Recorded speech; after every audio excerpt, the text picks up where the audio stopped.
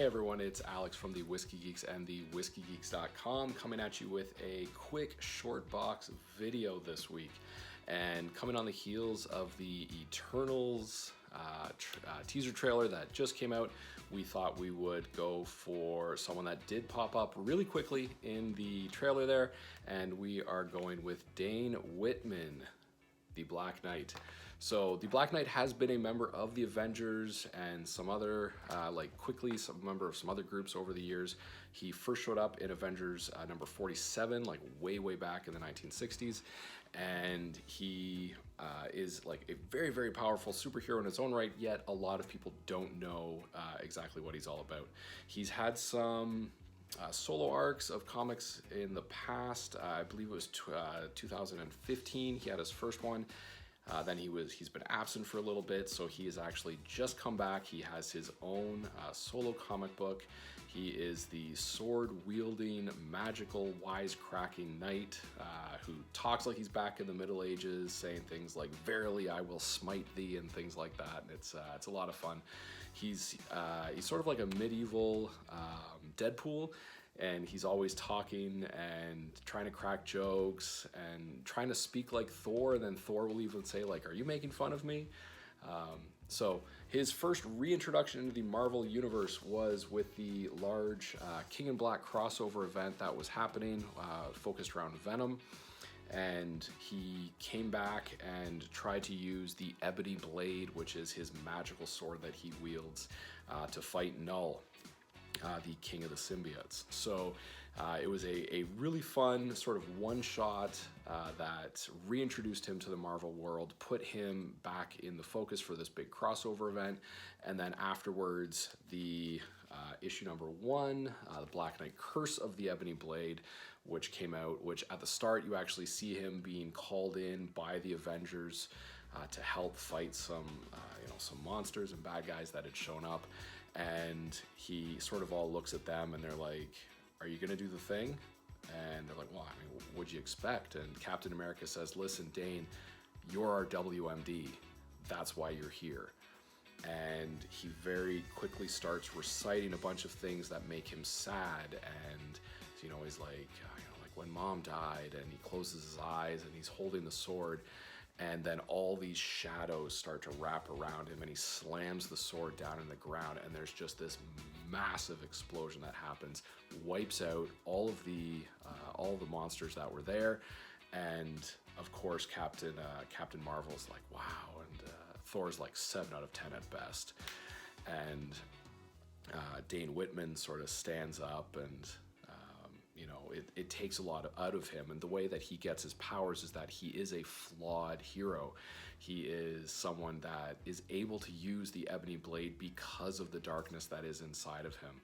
The one shot actually does a really good job of summarizing all of this, where he thinks he's been given this gift of this magic sword, and he's able to wield it because he is of a long lineage of valiant knights descending back to the days of Camelot. And as the story progresses, Null actually gets into his head and is speaking to him, saying, "You don't wield this power because you are full of virtue and justice. You are able to wield this ebony blade, this dark magic, because you are consumed with darkness. You have anger, you have rage." And he's trying to mess with him because Null actually knows the Ebony Blade is powerful enough to hurt him and to ultimately bring about his downfall. So in that one shot, Dane Whitman actually does come to grips with this, and there's this really good writing by Cy Spurrier, amazing comic book writer. The one shot actually is the artist is different than the actual comic run, so it's done by Jesus Saez, whereas the official Marvel run is by and I forget his first name. Hold on as I go through here. So the inker is Sean Parsons, colorist Arif Prianto. The letters actually are both Corey Pettit. And Sergio Davila, who's doing the pencils on the monthly Black Knight. And he's in the one shot Dane Whitman comes to terms with the fact that he is flawed, but because of that, he is worthy to wield the ebony blade, and he will wield it for justice and to bring hope to the world. So he defeats an avatar of Null in the one shot in a really awesome battle. And then once again, he's fighting with the Avengers in the first issue of the ongoing series. And it's really great. It's action packed. There's a reporter who's digging into sort of the mythology around Camelot. She's actually trying to disprove that Camelot ever existed. And she shows up to Dane Whitman's castle wanting to speak to him. And there's a really interesting dynamic that's going on there too. So anyways, I'm really enjoying this book. I've got the first couple in the ongoing series. I'm super excited that Kit Harington has been cast to play Dane Whitman in we're going to see him in the Eternals, and assuming everything goes well with that, would be amazing if we could get a spin-off series, like something on Disney Plus, or his own solo stuff.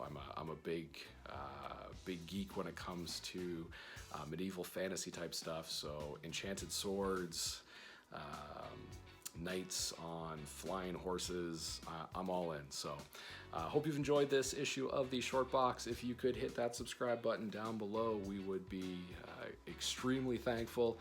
If you give us a rate and review wherever you're listening to this. If you're doing this on podcasts, that would be fantastic. And hope you are all as excited as we are about the upcoming Eternals coming out in November of this year. And yeah, let us know what you're reading. If you have any comments, if you're reading this book, let us know what you think. You can email us at thewhiskeygeeks@gmail.com, or on Instagram, it's @thewhiskeygeeks. Thank you so much. We hope you've enjoyed this. And once again, Scotch and Stories, they belong together. Cheers.